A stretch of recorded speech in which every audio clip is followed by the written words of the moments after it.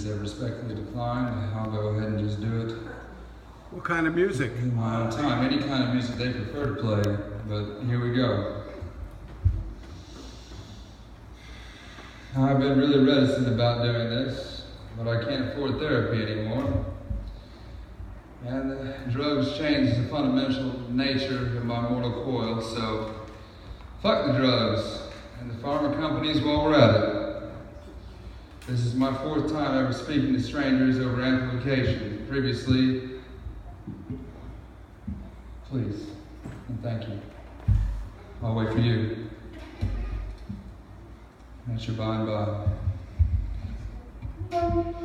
Beautiful. That's exactly what I needed, thank you. Previously, I've done the material of a one Lenny Bruce and a one William Hicks. May they rest in peace. Anno Domini, August 3rd, 1966. Anno Domini, February 26, 1994, respectively. And while I'm asking for reverence for the deceased, I'll extend that to one Stevie Ray Vaughan. Anno Domini, August 27, 1990. And one Selena Quintanilla Perez. Anno Domini, March 31st, 1995. Stevie, it is flooding down in Texas. And if you hadn't taken that helicopter seat from Eric Clapton, you'd probably be here to see it and laugh with Guadalupe and River Trash like me. And to Selena, I say this, and I have this tattooed on my back, and I have it tattooed for all the women in Texas. Todo lo que soy es gracias a las mujeres que me educaron, me hicieron que creer en mí. Gracias por su vida, gracias por su voz, gracias por la luz, y gracias sobre todo por el amor y sonrisa. Si hay alguna justicia en este mundo, cantada en el paraíso mientras habla. Now that's said and settled, let's get into it. Thank you again. My time tonight will not be stand-up comedy. I'm not a comedian. I may be a lot of things. A small business owner, a landowner in the Hudson Valley, a cook, a cashier, a plumber, an electrician, a ditch digger, a manic depressive, an alcoholic, and a drug addict. But I am not a comedian. There is no such thing as a comedian anymore. We are post-satire. We're living in a world that is so absurd that comedy has no purpose anymore. All we can do is just state the obvious and then comedy comes of it. I'm a human man with a lot of faults and a big heart who's got to get something out before it eats him alive.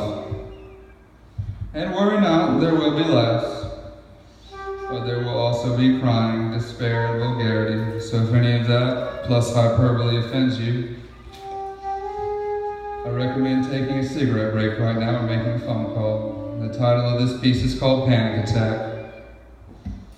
The following is a word-for-word transcription of many voice memos I recorded a week ago when my water line was cut to my business and I lost a Friday of summer revenue and my business partner in 24 hours. To all the Texans that I mentioned before, I hope the only solace that you take in your early demise is that you did not have to live to see your great state, the state of William Barrett Travis, the state of Sammy Houston, the state of Lyndon Baines Johnson, be hijacked as it has over the last 20 years by neoconservatives, shitheads, who wanted to defund social services like Planned Parenthood, who wanted to arrest illegal immigrants who just wanted to make a better life for their family. To those illegal immigrants, I say, no mames, güey, no pise en mí, comprende? George Bush, Ted Cruz, Rick Perry, Ron Paul, David Dewhurst, you are all ideological occupiers who have hijacked my state and my state's good name for your radical purposes. You do not represent me or my kin, same as Donald Trump does not represent these good people in this house tonight. Ursula, I hope you're listening to me. All right.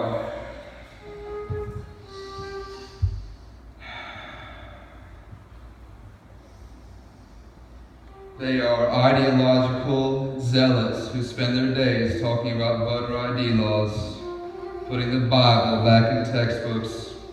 Meanwhile, there are 6 million immigrants' mouths that go hungry every night. Give me your tired, give me your poor, give me your huddled masses yearning to be free. Emma Lazarus, 1883. This is me be lifting my lamp before your golden door, Miss Lazarus, deceased Anno Domini, November 19th, 1887. Your words will not go unrepeated in the winds of history's dust. Last thing on that, and I'll say this. Unless your name is running with the fucking Bears, then you're an immigrant too. And may you have kin, knowing that 7 generations ago or this one, doesn't matter, you are an immigrant, same as we all. And a society is judged by how it dictates its weakest and its poorest, and those cannot provide for itself.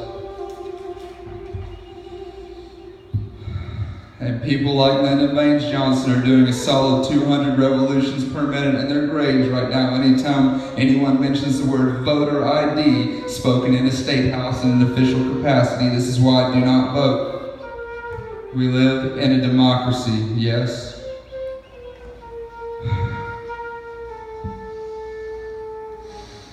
Then the burden of ID should be on the state, not the individual. That's the difference between a right and a privilege. You have the privilege to drive, that's why you have to have a picture with you at all times, but you have the right to vote. And as a sovereign citizen in a democracy, you should have the right to vote. And the burden should be on the state. So if anyone says otherwise, just remember, they are trying to strip you and my black and brown brothers of their natural born rights, which makes it their fucking right to vote, which makes me sick to my stomach that they're forced to that standard. Anyway, ladies and gentlemen, what I'm trying to say is that I am available for children's parties. Bar mitzvahs, bat mitzvahs, sweet 16s, quinceañeras, PTA, Boy Scout meetings. I'm great at weddings. Come on! Come on! My friend here playing the flute, I swear, he comes with me, he does. He's a package deal. He makes balloon animals. All he makes is dogs for some reason. Make a giraffe for the Eiffel Tower or a bicycle or something. Everyone's starting to believe you're a little touched, son. Because, I mean, we're just saying, let's make a different animal. That's all I'm saying. I mean, he sucks up the helium and the nitrous and everything, and that's part of the deal. It is. But, I mean, no offense, he's a great flute player, and he seems like an Irish Yankee to me that wishes he was a German Texan like me. But don't get me wrong. But I'll say this as a final term to my conditions. I said this at the town crier, and I'll say it here tonight. I do this in honor of Spalding Gray. Spalding Gray died anno Domini, January 11, 2004. He was found on the East River, New York City, March 7, 2004. He committed suicide off the Staten Island Ferry. I saw John Leguizamo perform at the Paramount Theater in Austin, Texas in 2004, 2 weeks after Spalding Gray killed himself. And John Leguizamo, who by all rights had every right to do his set as he wanted to, he decided to not do his set. He decided to do a tribute to Spalding Gray. He got up on that stage and he read what he wanted to say off of a piece of pad, just like this. And that left such an impression on me that I have to give a tribute to Spalding Gray every single time I come up here. And I have to say to Spalding Gray, you too suffered from a history of mental illness. You too suffered from suicide and depression. You too suffered from the yoke that bears down upon you. So I say this, I'm sorry for you taking that good night as long as you did, but thank you for fighting the good fight.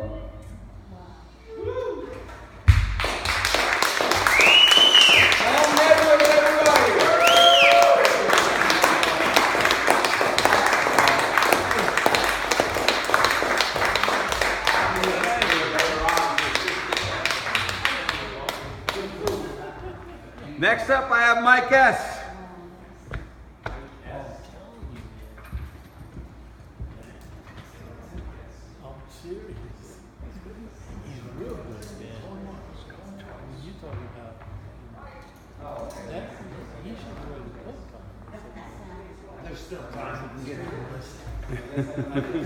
Hey, Holly. Holly. Where's Holly? Right here. Oh, wait a minute. Here they come. Push off to the side again.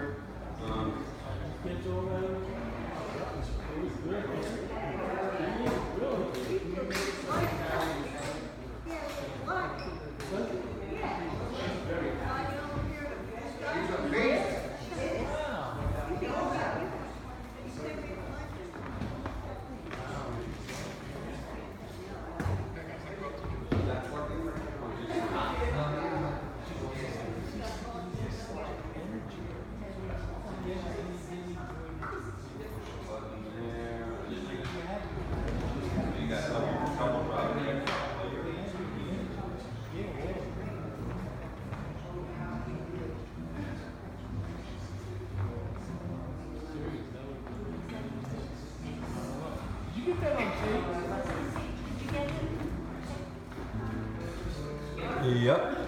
Because that, I mean, I can